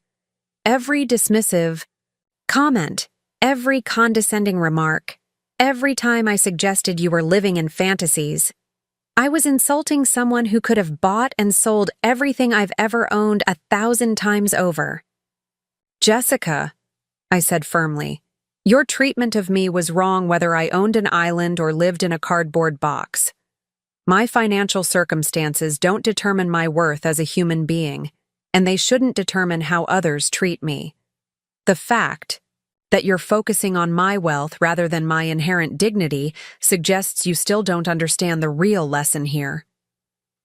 Michael put his arm around Jessica as she began crying again, the weight of her realizations clearly overwhelming her, emotional capacity to process them. "She's right, Jess. The money doesn't matter. What matters is that Mom deserved respect and kindness regardless of what she owned. I know, Jessica sobbed. I know that intellectually, but emotionally I'm drowning in the magnitude of how wrong I was about everything.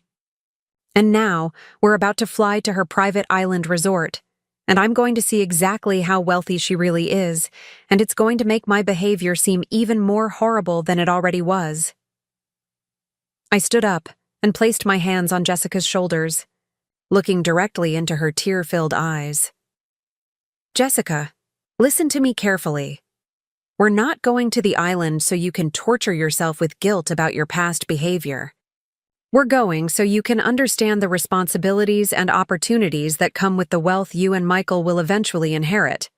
We're going so you can see what Harold built and begin to understand how to carry it forward. Inherit? Michael repeated, clearly still struggling with the implications. Mom, are you saying… I'm saying that someday, probably sooner than any of us would prefer, you're going to be responsible for managing assets worth hundreds of millions of dollars. You're going to make decisions that affect the livelihoods of hundreds of employees. You're going to have the power to make significant impacts on the communities where these properties operate. Today is the beginning of your education in what that responsibility looks like. Captain Rodriguez cleared his throat politely. Mrs. Butler, if we don't depart soon, we'll miss our optimal weather window. The afternoon thunderstorms are building earlier than usual today. Of course, I said, helping Jessica to her feet. Are you ready for this? Jessica wiped her eyes and took a deep breath. I don't think anyone could be ready for this. But yes, I want to see it. I want to understand what Harold created and what you've been managing all these years. The helicopter ride passed in relative silence, with Michael and Jessica pressed against the windows watching the landscape transform from suburban sprawl to rural farmland to endless blue ocean. I had made this journey hundreds of times over. The years. But seeing it through their eyes reminded me of my own first flight to the island with Harold, back when it was nothing but overgrown vegetation and the remnants of failed development. When Sapphire Key appeared on the horizon, I heard Jessica gasp audibly. Even from a distance, the island was breathtaking. The emerald green of carefully maintained tropical landscaping contrasted with the pristine white sand beaches and crystal-clear turquoise waters. The resort buildings, designed to blend seamlessly with the natural environment, were barely visible through the lush vegetation until you were directly overhead. My God, Michael whispered. It's like something from a movie. Captain Rodriguez's voice crackled through the headphones we all wore. Mrs. Butler, shall I take us on the scenic route or proceed directly to the landing pad? Let's give them the full tour, I said, watching my family's faces as we circled the island. From the air, the scope of Harold's vision was clearly visible. The golf course flowed across the island's rolling terrain like a green carpet, with water features and sand traps positioned to take advantage of the natural topography. The villa accommodations were scattered throughout the tropical gardens, each one positioned for maximum privacy while maintaining access to the common areas and beaches. The main lodge rose from the highest point on the island, its architecture, inspired by traditional Caribbean design, but scaled to accommodate large gatherings and events. The spa facility was built into a natural valley, with treatment rooms that opened directly onto private gardens and meditation areas. The marina held several dozen boats, from small sailing vessels to luxury yachts, with a dive shop and water sports center clearly visible from our aerial vantage point. How many people work here? Jessica asked through the headphones. During peak season, we employ about 350 people, I replied. About 60% of them live on the island year-round, in the staff village that you can't see from this angle. Harold insisted on providing quality housing, healthcare, and education for employees and their families. The island has its own school, medical clinic, and community center. It's like a small town, Michael observed. That was Harold's intention. He wanted to create a sustainable community, not just a business operation. The resort provides employment. and economic stability for families who might otherwise have to leave their home islands to find work. It's profitable, but profit was never the only goal. As we descended toward the landing pad, I could see resort staff gathering to welcome us. The island's general manager, Maria Santos, had been with the property for 15 years and managed day-to-day operations with the same attention to detail that Harold had demanded. Several department heads were also present, along with the maintenance supervisors who would be accompanying us on today's inspection. When the helicopter touched down and the engines wound down to silence, Jessica and Michael climbed out slowly, still clearly overwhelmed by what they were seeing. The tropical air was warm and humid, filled with the scent of flowering plants and the distant sound of waves on the beach. "Mrs. Butler," Maria said, approaching with genuine warmth and the easy confidence of someone who ran a world-class operation. "Welcome back to Sapphire Key. I hope your flight was comfortable." "Perfectly smooth as always," I replied, accepting her welcoming embrace. "Maria, I'd like you to meet my son Michael and his wife Jessica. They're here to learn about the property and begin understanding the business operations." Maria's smile broadened as she shook hands with Michael and Jessica. "How wonderful to finally meet you both. Mrs. Butler speaks of you often, and we've all been hoping you would visit. The entire staff is excited to show you what we've built here." As we walked from the landing pad toward the main lodge, I could see Jessica and Michael trying to absorb the scale and quality of everything around them. The pathways were made from natural stone, bordered by tropical plants that had been carefully selected for their beauty and their ability to thrive in the island environment. Small streams and waterfalls created a soothing soundtrack, while colorful birds flitted through the trees overhead. "The landscaping alone must have cost millions," Michael said quietly. "Harold hired the same firm that designed the gardens at several world-renowned resorts," I explained. "But he insisted on using native plants whenever possible and creating habitats that would support local wildlife. The island is now home to several species that had disappeared from this region." The main lodge's interior was even more impressive than its exterior. The open-air design allowed tropical breezes to flow through the space, while ceiling fans provided additional comfort during the warmest parts of the day. The furniture was handcrafted by local artisans, and the artwork displayed throughout the lodge showcased the talents of Caribbean artists. "Would you like to begin with a tour of the public areas, or would you prefer to see the operational facilities first?" Maria asked. "Let's start with the business side," I said. "Michael and Jessica need to understand how this property functions, as an enterprise, not just as a beautiful destination." Over the next 3 hours, we toured every aspect of the resort's operations. We visited the commercial kitchen that could prepare meals for up to 500 guests simultaneously, staffed by chefs trained at culinary institutes around the world. We saw the housekeeping facilities that maintained standards of cleanliness and luxury that consistently earned the resort 5-star ratings from travel publications.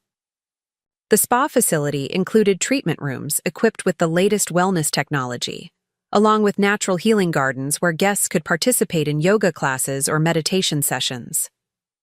The golf course maintenance facility housed equipment, worth more than most people's homes, operated by a grounds crew that kept the course in tournament-ready condition year-round.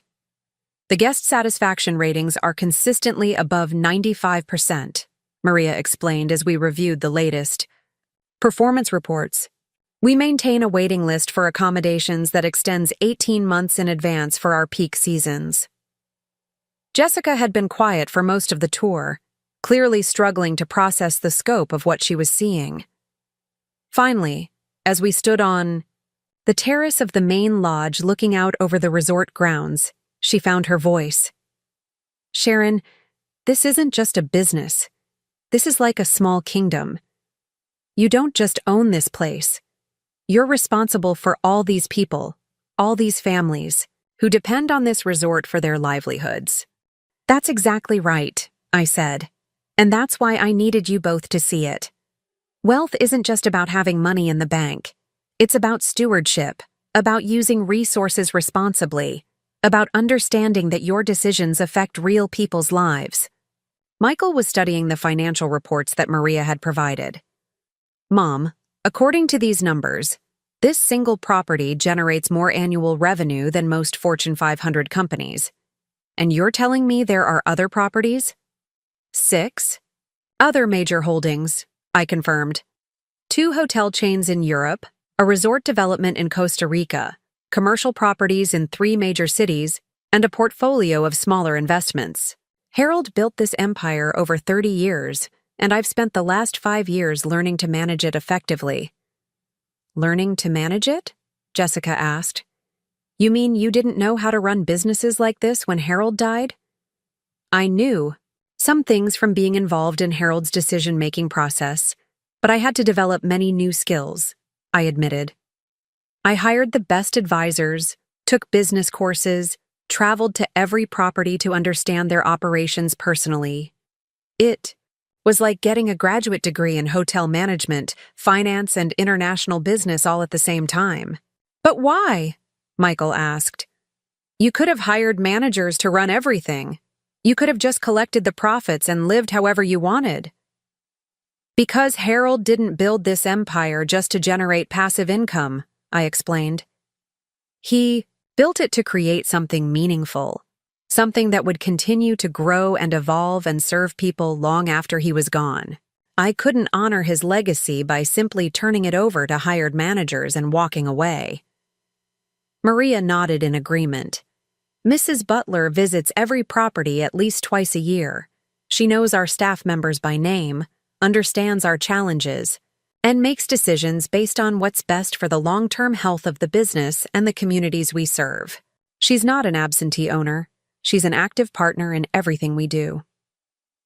As the afternoon wore on, we toured the guest accommodations, each villa more luxurious than the last. The presidential suite where heads of state and celebrities stayed during their visits featured a private beach, infinity pool, and personal staff quarters. The standard guest villas offered amenities that surpassed those of most 5-star hotels, with handcrafted furniture, marble bathrooms, and private terraces overlooking the ocean. Each villa is individually decorated, Maria explained as we toured one of the oceanfront accommodations. Mrs. Butler personally approved every design element, ensuring that guests feel like they're staying in a private home rather than a hotel room. Jessica ran her fingers along the custom woodwork of the villa's dining table. Sharon, how do you make decisions about things like this? How do you know what will create the right experience for guests? I spend time in every accommodation. Myself, I said. I sleep in the beds, use the bathrooms, sit on the terraces at different times of day. I try to experience what guests will experience, so I can identify anything that might need improvement. You do that for every villa? Every room in every property you own? How else would I know if we're providing value for what we charge? I asked.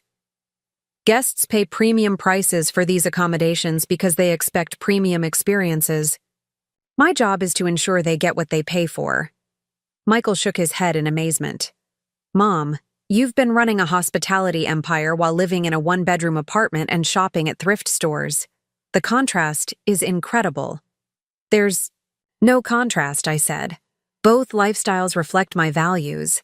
I live simply at home because that brings me peace and satisfaction. I maintain luxury standards at these properties because that's what our guests expect and deserve. Different situations require different approaches. As evening approached, Maria invited us to dine at the resort's flagship restaurant, where the executive chef prepared a tasting menu featuring ingredients grown on the island's organic farm. Jessica and Michael ate in virtual silence, clearly overwhelmed by the day's revelations and still processing the implications of what they had seen. Mrs. Butler, Maria said over coffee and dessert, have you given any thought to the management? Transition plans we discussed last quarter? The department heads are eager to begin preparing for the next generation of leadership. I looked at Michael and Jessica, both of whom were staring at me with expressions of barely controlled panic. We're in the early stages of that conversation, I said diplomatically. Michael and Jessica are just beginning to understand the scope of their future responsibilities. Future responsibilities? Jessica repeated weakly.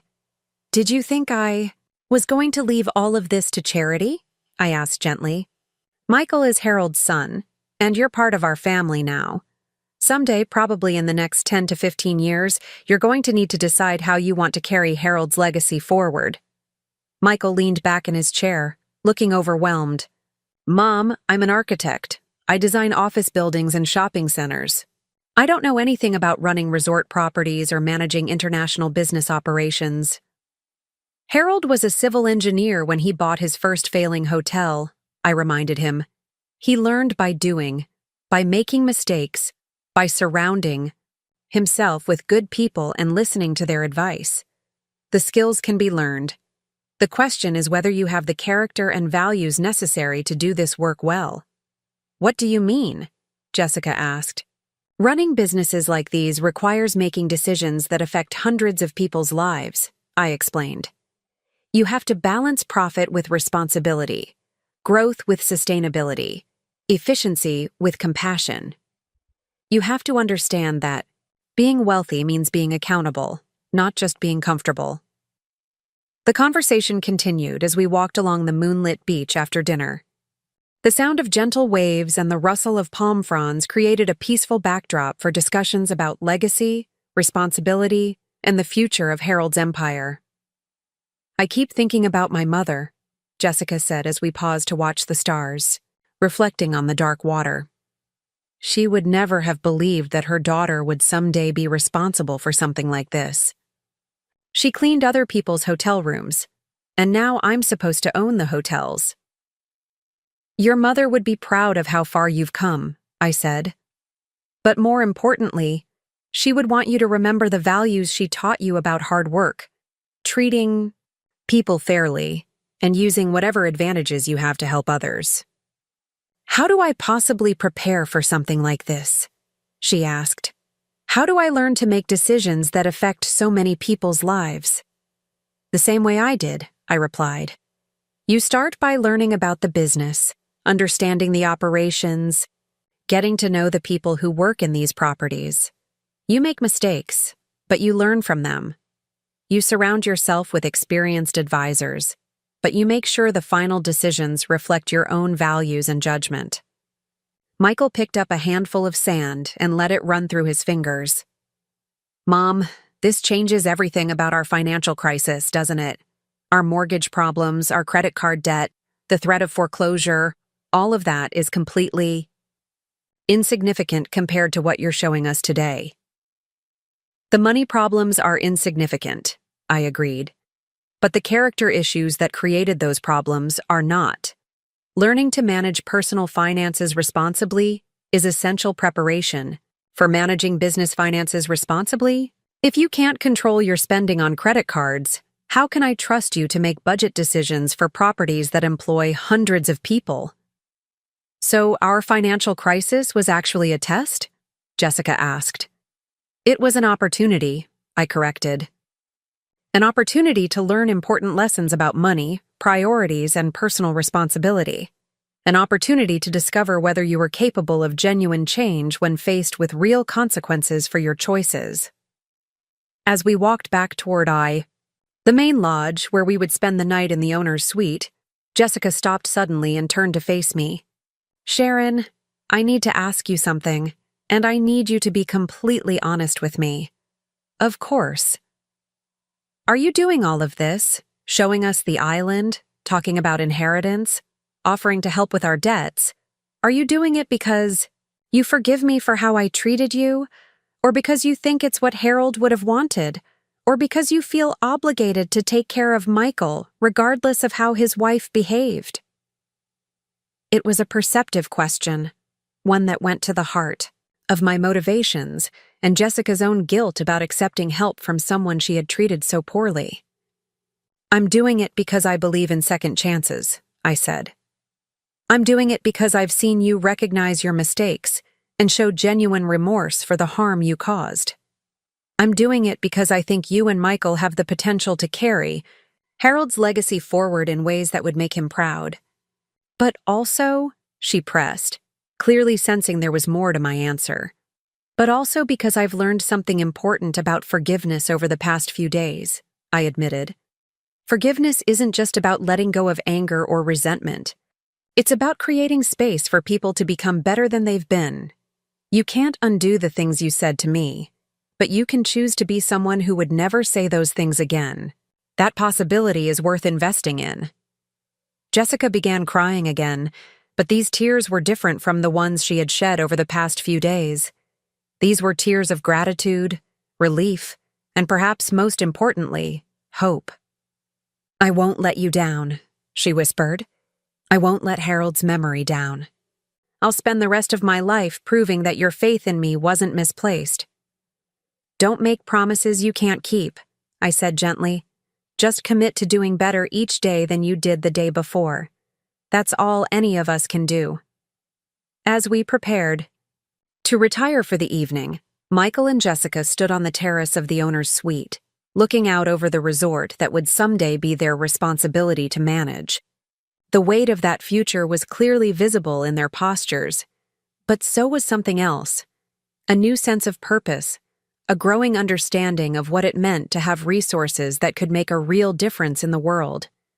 Tomorrow, we would fly back to their small apartment and begin the practical work of restructuring their finances and their lives. But tonight, on this island that Harold had transformed from a failed development into a thriving community, they were beginning to understand what it really meant to inherit not just wealth, but wisdom, responsibility, and the opportunity to continue building something meaningful.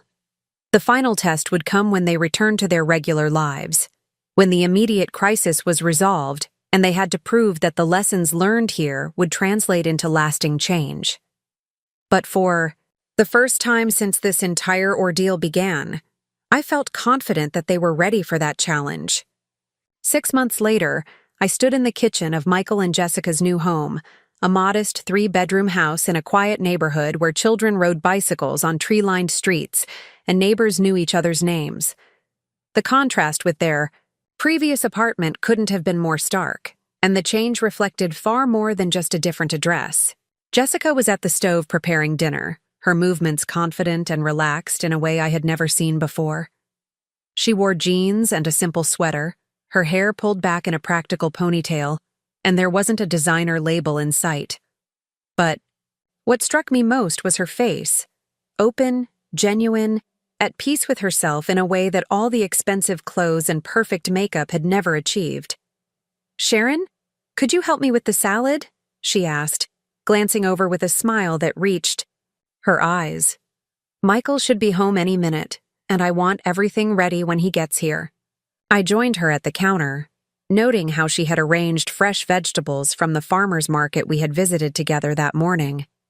It had become one of our weekly traditions, this Saturday routine of shopping for ingredients and preparing meals together. Simple pleasures that Jessica had discovered brought her more satisfaction than any expensive restaurant ever had. "How did the meeting go with the financial advisor?" I asked as we worked side by side. "Better than I hoped," Jessica replied, her voice filled with quiet pride. "We're actually ahead of schedule on paying down the remaining debt. Michael's new position at the sustainable architecture firm is working out wonderfully, and my freelance marketing work is bringing in steady income without the stress of managing a large agency. The transformation hadn't been easy or immediate.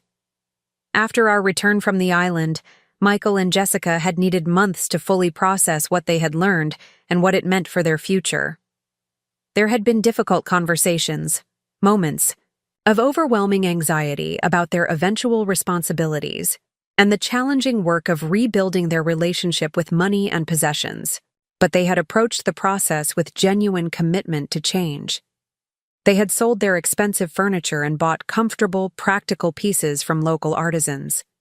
They had traded their luxury cars for reliable, efficient vehicles. Most importantly, they had learned to find joy in experiences rather than acquisitions, in relationships rather than status symbols. "And how are you feeling about the board meeting next month?" I asked, referring to Jessica's first official Introduction to the Directors of Harold's Hospitality Empire. Jessica paused in her chopping, considering the question carefully. Nervous, but excited, she said finally. I've been reading everything I can about sustainable tourism and community development. I have so many ideas about ways we could expand the educational programs at the resorts, maybe create scholarship opportunities for local students. This was perhaps the most remarkable change of all. Jessica had thrown herself into understanding the businesses she would someday help manage, but her focus wasn't on maximizing profits or expanding operations. Instead, she was passionate about the social impact these properties could have, the ways they could contribute to the communities where they operated. Your mother would be proud, I said quietly. Jessica's hands stilled completely, and I saw tears gather in her eyes. I think about her every day now, about how hard she worked, how she never complained, how she always treated people with dignity even when they didn't treat her the same way. I want to honor her memory by using whatever opportunities I'm given to help people the way she helped our family. The front door opened, and Michael's voice called out from the entryway. Something smells incredible in here.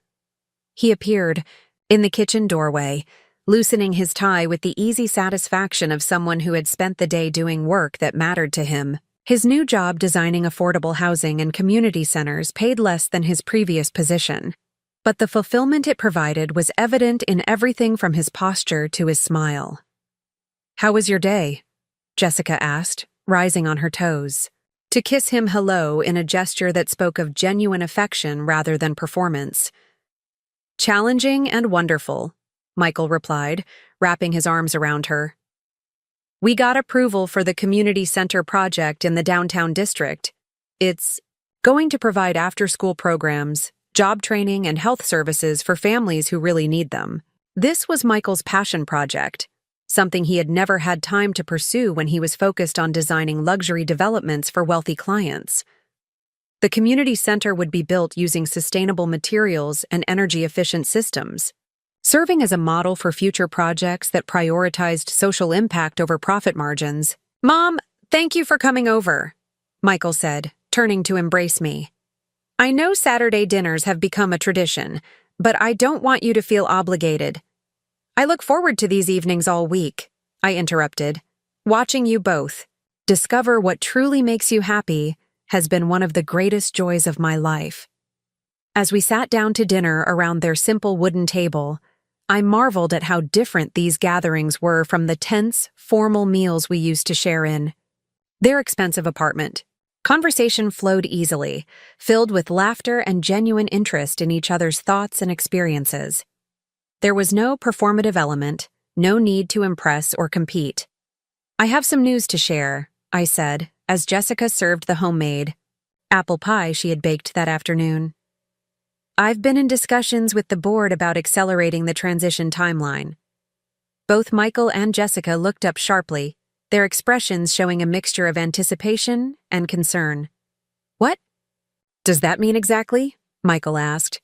"It means that instead of waiting 10 to 15 years to begin transferring operational responsibilities, we're going to start next year. You'll both begin working directly with the resort management teams, learning the businesses from the ground up." Jessica set down her fork, her face pale. "Sharon, I don't know if we're ready for that. 6 months ago, I was treating you like a delusional old woman. How can you trust me with something so important so soon?" "Because the past 6 months have shown me everything I need to know about your character," I replied. "You've both demonstrated that you can change, that you can prioritize what's truly important, that you can learn from your mistakes. Those are the qualities that matter most in this work." Michael leaned back in his chair, clearly thinking through the implications. What would this transition look like practically? You would spend 6 months of the year traveling between properties, working alongside the existing management teams, learning every aspect of the operations. The other 6 months, you would be here, overseeing the administrative side of the business and developing new initiatives. "And you?" Jessica asked. "What would your role be during this transition?" "I would be your mentor and advisor, available whenever you need guidance but gradually stepping back to let you make your own decisions. Eventually, my role would be purely advisory, with you two taking full operational control. The room fell silent as they processed this information.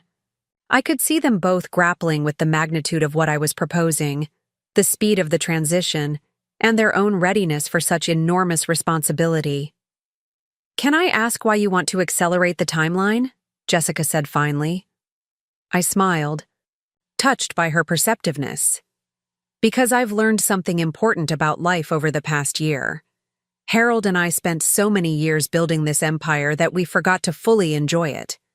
We were always focused on the next project, the next acquisition, the next goal. I don't want to make the same mistake with the time I have left." "You're not sick, are you?" Michael asked, alarm evident in his voice. "No, sweetheart. I'm perfectly healthy. But I'm 70 years old, and I've realized that I want to spend my remaining active years doing things I never had time for when I was focused on business operations. I want to travel for pleasure instead of work. I want to volunteer for causes I care about. I want to spend time with any grandchildren you might give me someday." Jessica blushed at the implication, and Michael reached over to take her hand. They had been talking about starting a family, but had wanted to get their finances and their future settled first. "Most importantly," I continued, "I want to watch you both flourish in roles that utilize your talents and passion. Jessica, your ideas about community development and educational programs could transform how these properties interact with their local communities. Michael, your expertise in sustainable design could help us become leaders in eco-friendly resort development." "You really think we can do this?" Jessica asked, her voice small with uncertainty. "I know you can do this," I said firmly. "But more than that, I know you will do it with integrity, compassion, and wisdom. Harold would be incredibly proud of the people you've become and the leaders you're going to be." After dinner, we moved to the living room where Jessica had created a reading corner with comfortable chairs and good lighting. It was here that she spent her evenings studying business texts and hospitality journals, preparing herself for the responsibilities that lay ahead. "I've been thinking about something," she said as we settled in with cups of tea. "About the way I treated you, about the assumptions I made, about what that experience taught me about prejudice and privilege." Michael and I both looked at her expectantly, sensing that she was working through something important. "I want to establish a foundation," she continued. "Something that provides opportunities for people who face the same kind of dismissal and discrimination that I showed you. Elderly people who are overlooked because of ageism. Women who are underestimated because of their appearance or background. Anyone who gets written off because they don't fit someone else's narrow expectations." "What kind of opportunities?" I asked, intrigued by her idea. "Education scholarships, business development grants, mentorship programs. I want to create pathways for people to prove their worth when others refuse to see it.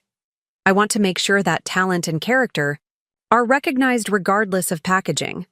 Michael was nodding enthusiastically. "That's brilliant, Jess, and it fits perfectly with the values Mom and Dad built into these businesses. Harold always said that the best investments were in people, not properties." "Would this foundation be something you'd want to integrate with the existing business operations?" I asked. "I'd like it to be a separate entity," Jessica replied. "Something that stands on its own merit, funded by a percentage of the resort profits but operating independently. That way it can serve people and communities beyond those connected to our properties." I felt a surge of pride and excitement as I listened to Jessica outline her vision. This was exactly the kind of thinking that would take Harold's legacy to the next level, expanding its impact beyond business success to social transformation. "I think it's a wonderful idea," I said, "and I think you should start developing it immediately. Consider it your first major initiative as you transition into leadership."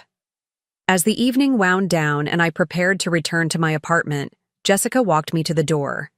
She had done this every Saturday for months now, using the opportunity for private conversations away from Michael's protective presence.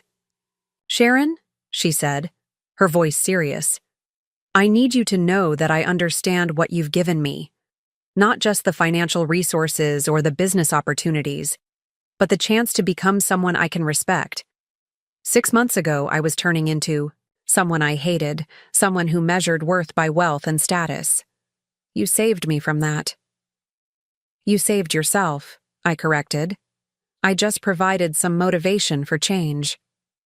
"No, it was more than that. You showed me what real dignity looks like, what genuine strength looks like. You showed me that true power comes from character, not from money or position. That's a lesson I'll carry with me for the rest of my life." I hugged her tightly. This young woman who had transformed from my harshest critic into my most devoted student. The most important thing you can do now is pass that lesson on to others. Teach your children, your employees, everyone you encounter that people's worth isn't determined by their circumstances. "I will," she promised. "And Sharon, thank you for believing in second chances. Thank you for seeing who I could become instead of just who I had been." As I drove back to my apartment that night, I reflected on the remarkable journey our family had taken over the past year. What had begun as a crisis born from financial irresponsibility and personal cruelty had become an opportunity for profound growth and positive change. Jessica's foundation would indeed become a reality, eventually providing millions of dollars in support for overlooked and underestimated individuals. Michael's sustainable design work would revolutionize the hospitality industry's approach to environmental responsibility. Together, they would expand Harold's empire not just in size, but in social impact, creating businesses that served as forces for good in the world. But perhaps most importantly, they had learned the lesson that Harold and I had sometimes forgotten in our own journey. That success without character is hollow, that wealth without wisdom is dangerous, and that the most valuable inheritance you can leave is not money but values. The woman who had once dismissed me as a delusional old woman living in poverty had become someone who understood that true wealth comes from how you treat others, how you use your advantages to help those with fewer opportunities, and how you choose to define success in your own life. And me? I had learned something important too. I had discovered that forgiveness isn't weakness, but strength. That second chances can lead to transformations beyond what anyone imagined possible. And that sometimes the people who hurt us most can become the ones who teach us the most about grace and redemption. Harold would have been proud of all of us, I thought as I settled into my simple apartment for the night.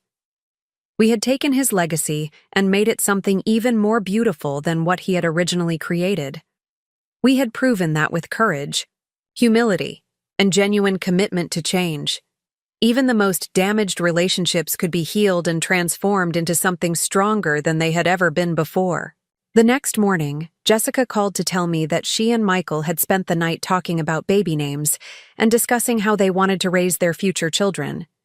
They wanted to make sure their kids understood the value of hard work, the importance of treating everyone with respect, and the responsibility that comes with privilege. "We want them to know their grandfather's story," Jessica said. "And we want them to know your story too, Sharon. We want them to understand what real strength looks like and what it means to give people chances to become their best selves." As I hung up the phone, I smiled thinking about the grandchildren who would someday run through the halls of Harold's resorts, playing on beaches that their great-grandfather had transformed from failed development into thriving communities. They would grow up understanding that wealth was a tool for creating positive change, that business success was meaningless without social responsibility, and that the most important legacy you could leave was the example of how you treated other people. Jessica had been right about one thing from the very beginning. I did live in my own world. But it wasn't the world of delusion and fantasy she had imagined. It was a world where people could change, where mistakes could be redeemed, where second chances could lead to extraordinary transformations. It was a world where an elderly woman's quiet dignity could teach a young woman about true strength, where forgiveness could create opportunities for growth, and where love could triumph over prejudice and pride. And now, Jessica and Michael were citizens of that world too, ready to expand its borders and share its values with everyone they encountered.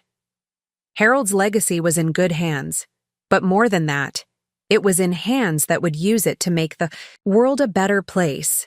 Up next, you've got 2 more standout stories right on your screen. If this one hit the mark, you won't want to pass these up. Just click and check them out.